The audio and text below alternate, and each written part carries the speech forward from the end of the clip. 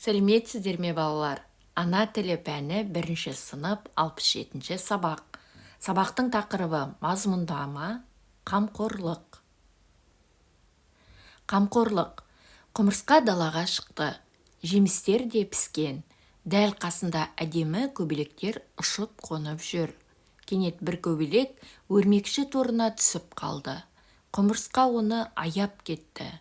Ол торды тісімен қиып тастады. Көбелек оған алғысын жаудырды. Сосын құмырсқа құрттың ағашты кеміріп жатқанын көрді. Ағашты аяп, құртқа қатаң ескерту жасады. Құмырсқаны көрген құрт қаша жөнелді. Құмырсқа ағашқа осылайша қамқорлық танытты.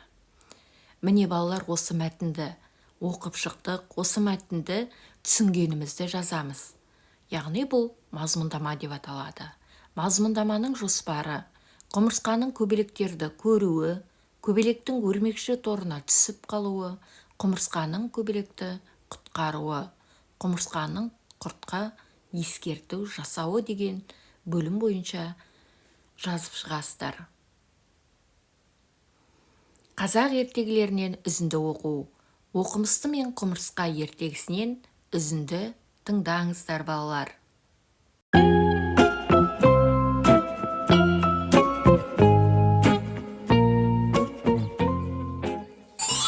Ой, сәлеметсіңдер ме балалар?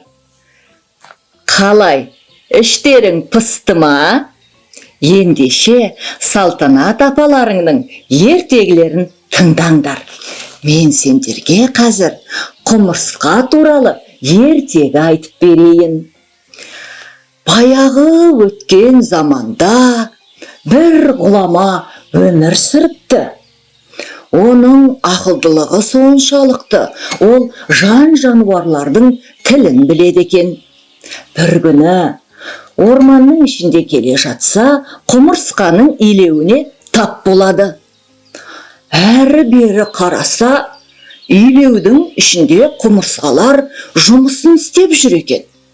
Бірі әрі-бері өздерінен үлкен затты тасып жатыр. Ал екіншісі келесі бір илеуден келген құмырсқаменен төбелесіп жатыр екен. Ал үшіншісі мына өзінен 10 есе үлкен құртты көтеріп бара жатыр екен. Ал төртіншісі болса есіктің алдында күзетіп тұр екен. Осылардың жұмыстарына қарап қызығып отырған Данагөй адам құмырсқаны ұстап алып, былай деп сұрақ қойыпты. Әй құмырсқа, мынау сенің басың неге сонша үлкен депті.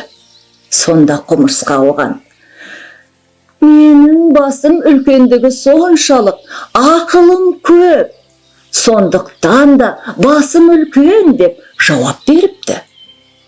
Данагөй таң қалып қызық екен. Ал ендеше сенің құйрығың неге сонша үлкен деп сұрақ қойыпты. Құмырсқа оған былай деп жауап беріпті: менің құйрығымның үлкендігі соншалық, қуатымның бәрін сол құйрығыма жинаймын. Егер қуатымды құйрығыма жинамасам, мен үлкен затты көтергенде тоңқалаңасып құлап қалар едім ғой депті. Данагөй қарап тұрып, құмырсқаның сөзіне таң қалыпты. Ал ендеше сенің мына ішің неге сонша жіңішке деп сұрақ қойыпты. Ал құмырсқа оған былай деп жауап беріпті: менің қанағатым көп депті. Сонда Данагөй: бұл қалай? Қанағатым көп дегенің қалай сонда? Құмырсқа еш саспастан былай депті: егер де менің алдыма бір дән берсеңіз, мен сол бір дәнді 1 жылға жеткіземін, соны қанағат тұтамын депті. Ал оған Данагөй: ендеше мен сені сынап көрейін деп, бір құтыға салып 1 жылға қамап кетіпті. 1 жыл уақыт өтіпті. 1 жылдан кейін Данагөй келіп, жаңағы құтыны ашып қараса, құмырсқа бір бұрышта бүк түсіп, қимылдамай жатыр екен. Ал оның қасында әлгі бір данның жартысы ғана қалыпты. Данагөй таң қалып, құмырсқаға әрі берлі қарапты. Құмырсқа кішкене жан бітіп, тіріліп, әрі бері қимылдай бастапты. Сонда Данагөй қарап тұрып, «Әй, құмырсқа, мұның не? Сен бір дәнді 1 жыл бойы жеймін деп едің ғой. Ал жарты ғана дәнді жепсің. Жарты дәнді не үшін қалдырдың?» депті.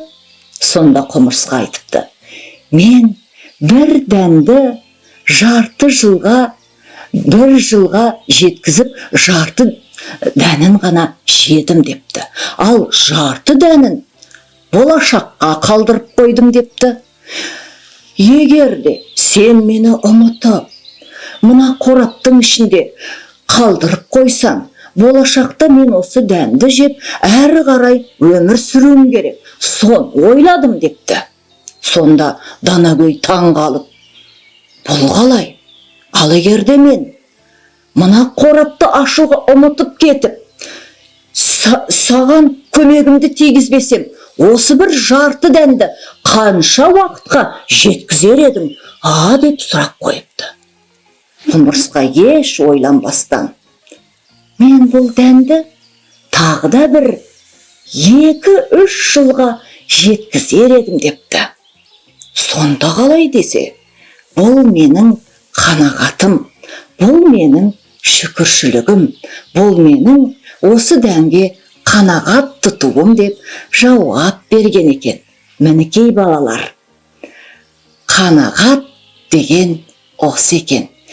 Алланың берген мына ырызғысына, дәміне әр уақытта қанағат тұту керек.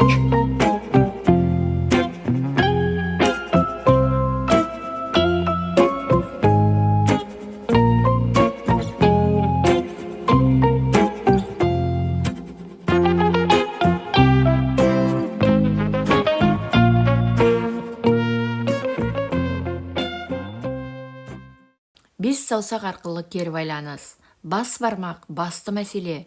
Бүгінгі сабақта ең құнды мәселе қандай болды? Баланы үйрек, бірлесу, қандай жұмыс жасадым? Ортан терек, ойлау, мен бүгін қандай білім алдым? Шылдыр шүмек, шынайылық, сабақ ұнады ма? Кішкентай бөбек, көңіл күй. Міне балалар, бес саусақ арқылы кері байланыс жасайсыздар. Міне балалар, бүгін осымен сабағымыз аяқталды. Назарларыңызға рахмет. Сау болыңыздар. Бастауыш сабақтар арнасына тіркелуді ұмытпаңыздар.